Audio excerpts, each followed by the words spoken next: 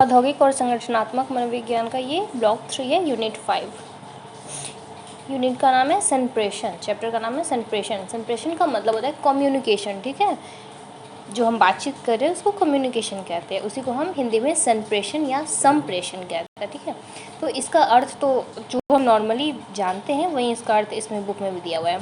अमेरिकी साइकोलॉजी के अनुसार, मनोवैज्ञानिकों के अनुसार इसका अर्थ लिखित या मौखिक रूप में होता है। जैसे हम किसी भी चीज़ को लिख करके अपनी बात दूसरों तक पहुंचाते हैं, कोई भी सूचना दूसरों तक पहुंचाते हैं, या फिर बोल करके पहुंचाते हैं, ठीक है। या फिर कुछ इशारों में, है ना। जैसे कोई गूंगा इंसान होता है, कोई बहरा होता है, तो वो इशारों में बात करते हैं ना, वो तो लिख कर बोल कर नहीं कर सकता, है ना। तो इन्हीं चीज़ों को हम कम्युनिकेशन यानी कि संप्रेषण कहते हैं, उसका अर्थ है, ठीक है। और इसकी कुछ प्रासंगिक के बारे में जान सकते हैं। यह प्रसार के साथ साथ बातचीत, लेखन अथवा आंगिक अभिनयों के द्वारा सूचनाओं की प्राप्ति में सहायक होती है। आंगिक यानी कि हम जो भी इशारा में बात करते हैं उसके बारे में बताया गया है। यह एक स्रोत होता है जो संगठनों में समस्याओं के समाधान और निर्माण की प्रक्रियाओं में सहायता करता है। कोई भी चीज़ प्रॉब्लम होती है संगठन में, तो क्या हम करते हैं कि बातचीत, अभी चुप्पी से तो कुछ काम नहीं बनेगा, तो बातचीत कर करके उसको सॉल्यूशन निकालते हैं, ठीक है। तो यही सब दिया हुआ है।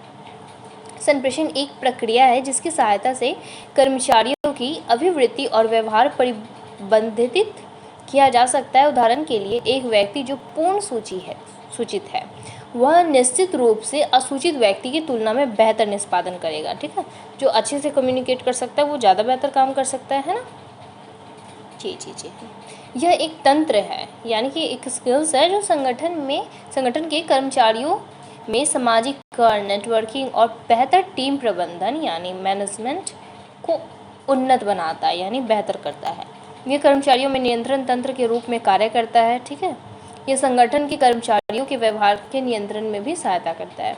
तो कम्युनिकेशन के जरिए हम कितनी सारी बातें एक दूसरे से शेयर कर सकते हैं, प्रॉब्लम सुन सकते हैं, ठीक है, अपनी प्रॉब्लम बता सकते हैं, सॉल्यूशन निकाल सकते हैं।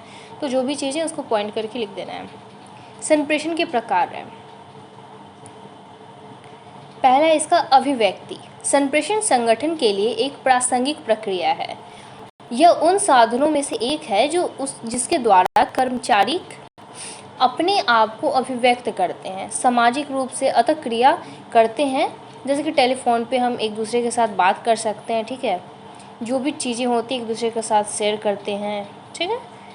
रोजगार से रिलेटेड हो गया, दिनचर्या हो गया, तो इस चीज़ को दिया गया अभिव्यक्ति। दूसरा है नियंत्रण यानी कंट्रोल करना। संप्रेषण की सहायता से संगठन अपने नियमों, अधिनियमों, मानकों और संस्कृति को व्यक्त करता है। जैसे हमारे जो कंपनी के कुछ रूल्स है, कुछ रेगुलेशन है, तो उनको क्या करते हैं, हम फिल करते हैं, है ना। फॉर्म कुछ फिलअप करना होता है ना। CV हम अपना दिखलाते हैं। तो जो भी काम करते हैं हम लिखित या मौखिक रूप में करते हैं, या तो हम रिटर्न करते हैं या फिर हम बोल करके अपने नियमों को बताते हैं कि देखो भाई, मेरे कंपनी में आ तो गए हो, लेकिन ये सब रूल्स है, इसको फॉलो करना पड़ेगा। मतलब टाइम से आना है आपको, इतना घंटा आपको देना है, ये सब चीज़ें, ठीक है। उसे मोटिवेशन का भी काम करता है। तो बातचीत करके अभिप्रेरणा का अभिप्राय चलन होता है। मतलब इसका तो मोटिव का तो हम पहले ही पढ़ चुके हैं। मोटिव मतलब किसी भी काम से आप आगे बढ़ते हो, ठीक है, जो आपको मोटिवेट करता है और अच्छा काम करने के लिए, आगे बढ़ने के लिए। संगठन का नियुक्त, ठीक है, तो इस बारे में भी आप लिख सकते हो कि ये हमें मोटिवेट करता है। फिर समन्वय, संगठन को लक्ष्यों की प्राप्ति के लिए, है ना, कार्यकलापों के लिए, लक्ष्यों की प्राप्ति, नवीन विकासों के लिए, हम जितनी भी डेवलपमेंट वगैरह की चीज़ें होती हैं तो हम बातचीत के थ्रू करते हैं ना, कि हाँ तुम्हारे में ये कमी है भाई, तो तुम ये करोगे तो और बेहतर प्रदर्शन कर सकते हो। या फिर बॉस को भी बताया जाता है कि हाँ बॉस, आप थोड़े रूडली बात करते हो, थोड़ा सा कम डाउन रहोगे, थोड़ा नॉर्मली बिहेव करोगे तो हम लोग और अच्छा शायद कर सकते हैं। तो हम कम्युनिकेशन के जरिए क्या करते हैं, प्रॉब्लम सॉल्विंग भी करते हैं, मोटिवेट भी करते हैं, तो सारी समस्याएं करते हैं, ठीक है, मतलब कार्य करते हैं।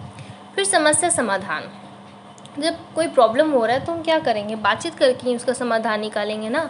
या तो लिखित रूप में हम बोल नहीं सकते, मान लो, तो हम लिख करके देंगे कि भाई मेरे पास ये प्रॉब्लम हो गई है, हमको सॉल्यूशन बताओ, ठीक है। फिर द्वंद्व प्रबंधन, कर्मचारियों के किसी प्रकार का संघर्ष प्रति मानव कर्मचारियों को खोने अथवा मुकदमेबाजी का कारण हो सकता है। ठीक है। जब भी कोई झगड़ा लड़ाई होता है, दंड प्रबंधन का मतलब है कि लड़ाई झगड़े जो भी होते हैं उसको कैसे मैनेज कर सकते हैं। तो लड़ाई झगड़ा हो रहा है तो हम एक दूसरे से दोनों वर्कर्स को बुलाएंगे, एक साथ बैठाएंगे कि तुम दोनों में लड़ाई क्यों हो भाई, किस बात पे। तो जो भी प्रॉब्लम होगी दोनों बताएंगे, दोनों एक दूसरे से माफी, जो भी चीज़ें होंगी समस्या का समाधान करेंगे और इस लड़ाई झगड़े को वहीं पर ख़त्म करेंगे। मतलब केस मुकदमा वाली बातें भी होती हैं, तो उसमें क्या होता है कि कोर्ट में जो होता है जज, वकील या जो क्लाइंट होते हैं एक दूसरे से बात करते हैं, है ना, सच को सामने लाया जाता है, झूठ को, ये जो भी चीज़ें होती हैं वो भी हमारे क्या होती है, संप्रेषण के जरिए होती है, बातचीत के जरिए। ठीक। फिर संप्रेषण प्रक्रिया के तत्व, ये उतना इम्पोर्टेंट नहीं है, इसकी प्रक्रिया देख लेते हैं, संप्रेषण की प्रक्रिया। अच्छा, प्रक्रिया को सिंपली समझ लेते हैं, इसकी 5 तत्व है। ठीक है, 5 प्रक्रिया।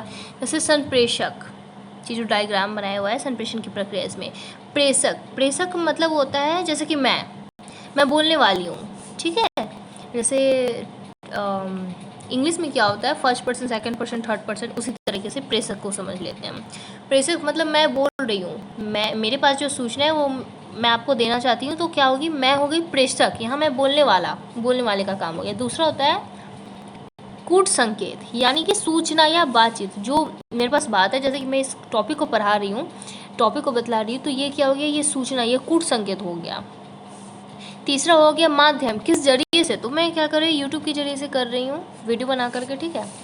और चौथा हो गया हमारा विकूट संकेत, मतलब आपके पास कैसे पहुँच रहा है और आप इस चीज़ को कैसे समझ रहे हो, प्राप्त कैसे कर रहे हो, और आप अपनी भाषा में समझ रहे हो ना कि जो मैं समझाना चाह रही हूँ। और लास्टली हमारा आता है प्राप्त करता, यानी कि आपको ये वीडियो मिल रहा है तो आप प्राप्त करता होगे। इसमें आगे डायग्राम भी दिया हुआ है, ये वाला डायग्राम देख लेते हैं, ये पिक्चर है, इसमें देखो ये क्या है, यहाँ पर ये जो है ये हमारे सोर्स है, यानी कि ये संप्रेषण कर रहा है, ये प्रेषक हो गया। और इनका जो मैसेज है, ये जो न्यूज़ दे रहे हैं, ये किसको मिल रहा है, व्यूवर्स को, चैनल के थ्रू ये मिल रहा है मैसेज। ठीक है, यानी कि चैनल हमारा कूट संकेतन हो गया है और जो मैसेज है, मैसेज हमारा कूट संकेतन हो गया है, चैनल के थ्रू मिलने वाला। और रिसीवर यानी कि प्राप्तकर्ता। ठीक है, और प्राप्तकर्ता कहाँ से प्राप्त कर रहे हैं इस चीज़ को, तो ये कहाँ से प्राप्त कर रहे हैं, हमारे फेसबुक से। ठीक है, तो इसी चीज़ को यहाँ पर समझाया गया है। और फिर तो पूरा संप्रेषण किसी भी बातचीत को हम कैसे करते हैं, हमको आपसे कुछ बात करना है तो हम टेलीफोन पे करेंगे, ऑनलाइन मोड में कर सकते हैं, ऑफलाइन मोड में कर सकते हैं। ठीक है, लेटर भी लिख सकते हैं, वो भी संप्रेषण का काम हुआ, फेस टू फेस भी बात कर सकते हैं। ठीक है, अब लेटर लिखने में क्या होता है कि प्रेषक, मैंने लेटर लिखा, अब मैं क्या कर रही हूँ कि मैं किसी ऑफिस में लेटर दे रही हूँ, तो लेटर हो गया, मैं हो गई प्रेषक, लिखने वाली। ठीक है, और लेटर हो गया हमारा कूट संकेत, मतलब सूचना जो है वो लेटर के अंदर है ना, तो वो कूट संकेत हो गया। अब लेटर किसके माध्यम से पहुंच रहा है, तो पोस्ट ऑफिस के माध्यम से पहुंच रहे हैं ना, माध्यम यानी कि जरिया, जिस भी चीज़ से हम पहुंचा रहे हैं वो लेटर पोस्ट ऑफिस से पहुंच रहा है। चौथा हमारा कूट संकेतन, तो लेटर के अंदर का आप पढ़ रहे हो और उसको किस तरह से समझ रहे हो। ठीक है, क्योंकि कभी कभी लिखने वाला भी गलत लिख सकता है और कभी कभी समझने वाला भी कुछ और समझ सकता है। ठीक है, और लास्टली हमारा प्राप्त करता है, जैसे ऑफिस वाले को मिल गया। अब इसमें एक और चीज़ आता है कि वो फीडबैक क्या देंगे, वो इसका आंसर अगर कर रहे हैं तो वो फीडबैक हो जाएगा कि उन्होंने रिप्लाई क्या किया। ठीक है, फिर हम देख लेते हैं संप्रेषण के प्रकार और संजाल। ये भी पूछ सकता है संप्रेषण के प्रकार और संजाल से क्या मतलब है, या ये किसे कहते हैं। तो बेसिकली संप्रेषण के 2 प्रकार होते हैं। ठीक है, वर्बल एंड नॉन वर्बल। ठीक है, जैसे आंगिक और मौखिक या लिखित। ठीक है, तो वर्बल में हमारा आ जाता है मौखिक, शारीरिक और लिखित, और नॉन वर्बल में आ जाता है शारीरिक और चिन्ह और प्रतीक। तो वर्बल में हमारा आ जाता है मौखिक, जैसे हम ओरल जो भी करते हैं, जो भी बोलते हैं, बातचीत करें, जैसे अभी मैं बोल रही हूँ तो ये हो गया हमारा मौखिक वर्बल में। और लिखित जो भी हम लिखा हुआ है, इसमें जो जितनी भी चीज़ें दिख रही हैं ये हो गया लिखित। फिर नॉन वर्बल में आ जाता है, जैसे कोई इशारा में बात कर रहा है, कोई गूंगा है, बहरा है, कोई अंधा है तो इशारा में बात कर रहा है। ठीक है, और चिन्ह और प्रतीक, जैसे कि कोई डायग्राम होता है, जैसे हमारा इंडिया का क्या प्रतीक है, मतलब नेशनल फ्लैग हो गया। ठीक है, मतलब इंडियन है, या कोई है ना, कोई भी चिन्ह या प्रतीक, जैसे कि हम ट्रैफिक पे जाते हैं तो ट्रैफिक बहुत सारे सिग्नल्स रहते हैं, तो ज़रूरी नहीं है कि हर कोई बोलते रहे कि रेड का मतलब ये हो गया खतरा, हरा का मतलब कि गाड़ी चल सकती है, वाहन चल सकता है, येलो का मतलब, ये सब चीज़ें नहीं बोली जाती है। वो सिग्नल लगाए हुए हैं, उससे भी हम समझ जाते हैं कि अभी रुकना है, अभी चलना है, जेब्रा क्रॉसिंग पर जो चीज़ें रहती हैं उन सबको देखकर भी हम समझते हैं। तो ये सब क्या होता है, ये सब प्रतीक है, चिन्ह है। या फिर कहीं आप किसी रास्ते पर जा रहे हैं तो वहाँ पे चिन्ह बनाया जाता है, लेफ़्ट लेना है, राइट लेना है, तो वो तीर की तरह निशान बनाए रहते हैं ना। इन सब चीज़ों से हम समझते हैं। जैसे नोट पर क्या हो गया, गांधी जी का चिन्ह दिया हुआ है, प्रतीक दिया हुआ है, आरबीआई लिखा हुआ है उनके चश्मों पर, या ये सब चीज़ें होती हैं ना, छोटी छोटी चीज़ें। तो ये भी कम्युनिकेशन का जरिया है, लोगों को बताया जा रहा है कि हाँ ये इंडियन नोट है, ये चलता है, ये सरकारी चीज़ें। जैसे सरकार का कोई सरकार किसी चीज़ पे जब्त कर ली तो सरकारी अपना मोहर लगाएगी, है ना। तो वो कुछ भी कर सकती है ना, कुछ भी मोहर लगा रही है या अपना थप्पा लगा रही है। तो इससे क्या होता है कि हमको पता चलता है कि हाँ ये एक चिन्ह है, ये इसके द्वारा सरकार बताना चाह रही है कि मतलब ये चीज़ उसकी हो गई है। ठीक है, ये सब चीज़ें जो भी होती हैं ये संप्रेषण का ही जरिया है। तो संप्रेषण का प्रकार हो गया। अब लास्ट हम संप्रेषण के अवलोकन को देख लेंगे।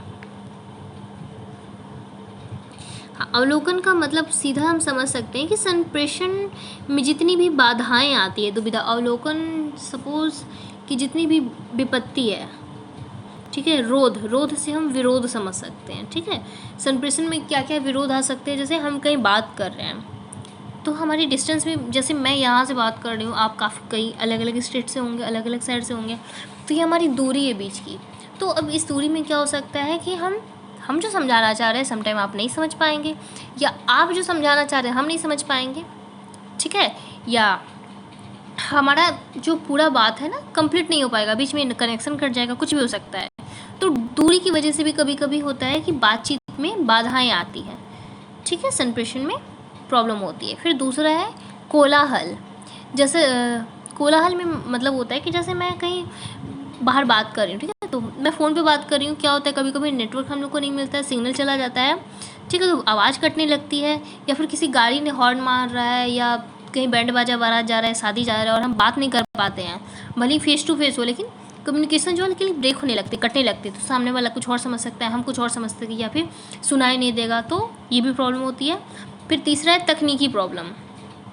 लाउड स्पीकर की उपस्थिति, मतलब बहुत तेज़ में कोई म्यूज़िक चल रहा है, ठीक है, माइक्रोफोन अथवा जान उद्बोधन तंत्र और क्वेश्चन, मतलब किसी भी तरीके से बाधाएं आने लग रही है। आमने सामने की बैठक में बड़ी संख्या के सदस्य। अच्छा देखो, जैसे कि हम किसी प्राइवेट जगह पे ना हो करके हम किसी फील्ड वगैरह में बच्चे खेल कूद रहे हैं, बहुत सारा शोरगुल हो रहा है, ठीक है, तो तकनीकी प्रॉब्लम यहाँ पर आ जाती है। इसको रखते हैं हम सामने, ठीक है, तो इसकी वजह से भी हमारी जो बातचीत जो है वो पूरी नहीं हो पाती। फिर आता है संगठनात्मक जलवायु आयाम।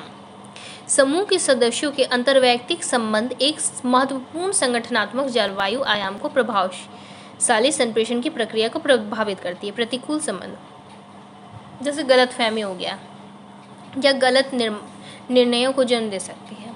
तो जैसे कि हम कुछ सुन रहे हैं, ठीक है, जैसे हमारे कहने का लहजा होता है ना, कभी कभी कि हम बोलते हैं किसी, जैसे पीके मूवी में था, अच्छा अच्छा अच्छा अच्छा अच्छा करके वो बहुत सारी इमोशंस को प्रतीक बतलाया था कि जैसे किसी चीज़ का हम बोल रहे हैं, जैसे आपको कि तुम ऐसा कैसे कह सकते हो, या तुमने ऐसा कहा है ना, तुम ऐसा कहा कैसे।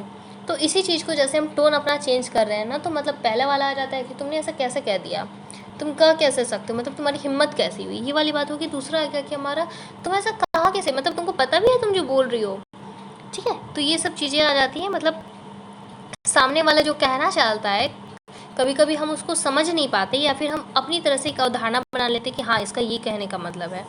तो ये भी प्रॉब्लम करती है, ये भी एक दुविधा हो गई है। फिर आता है विभिन्न समय क्षेत्र। प्रेषक और प्राप्तकर्ता यानी कि कहने वाला और सुनने वाला के समय क्षेत्र में भिन्नता प्रभावशाली संप्रेषण के सच में उत्पन्न करता है। समय विभाजन, मतलब टाइम की भी कभी कभी प्रॉब्लम हो जाती है कि किस समय पे वो क्या बात कर रहा है, ठीक है। जैसे किसी शौक में हम जा कर के वहाँ पे कुछ हंसी ठिठोली कर देंगे तो वो भी बात प्रॉब्लम हो जाएगी, या फिर हम उसमें कुछ ऐसा बोल देंगे जैसा कि उसकी जो भी प्रॉब्लम हो रही है वो और ज़्यादा बढ़ जाए, तो वो भी समस्या हो सकती है। मनोवैज्ञानिक बाधाएँ, कई बार व्यक्ति के संवेग और मानसिक क्षमताएं संप्रेषण के लिए अवरोध का काम करती है। मनोवैज्ञानिक बाधाएं भय की अभिवृत्ति, दुश्चिंता यानी कि बहुत ज़्यादा टेंशन, स्ट्रेस, है ना, अन्यमनस्कता, अभिरुचि का अभाव, है ना, मतलब कभी कभी वो क्या होता है, सामने वाला इंटरेस्टेड नहीं होता आपकी बात सुनने में, फिर भी आप बोलते जा रहे हो, तो इससे वो उब जाता है, ठीक है। तो ये भी एक प्रॉब्लम हो जाता है। ऐसे ये सब थे। संप्रेषण में जितनी भी दुविधाएं आती हैं या फिर प्रॉब्लम, अवरोध बोलेगा, अवरोध का मतलब क्या होता है, विरोध करना, विरोध समझ लेंगे। अवरोध, विरोध, जितनी भी प्रॉब्लम आ रही है जिसकी वजह से बात हमारा पूरा नहीं हो पा रहा है या सामने वाला समझ नहीं पा रहा है, तो उसमें हम जितनी भी होते हैं, जैसे नेटवर्क नहीं मिला है, सिग्नल नहीं मिला है, इन सब चीज़ों को हम उदाहरण दे के 2-3 लाइन में लिख देंगे, अपना पॉइंट बढ़ाते जाएंगे बस, ठीक है। मेन आपका मकसद रहेगा कि पेजेस आपको ज़्यादा पढ़ने हैं, क्योंकि कभी कभी एग्ज़ाम में होता है ना, इग्नू वाले क्या करते हैं कि पेज के जरिए भी नंबर देते हैं। जैसे एक एग्ज़ाम में मैंने 19 पेज लिखा था तो मुझे उतना ही नंबर मिला। ये नहीं देखा गया कि 50 मार्क्स का क्वेश्चन पेपर था, जितनी वर्ड लिमिट बताई गई थी मैंने उसी हिसाब से लिखा था, फिर भी तो पेज भी भरना एक इम्पॉर्टेंट होगा, ठीक है। नेक्स्ट हम यूनिट 6 पढ़ेंगे। Thank you.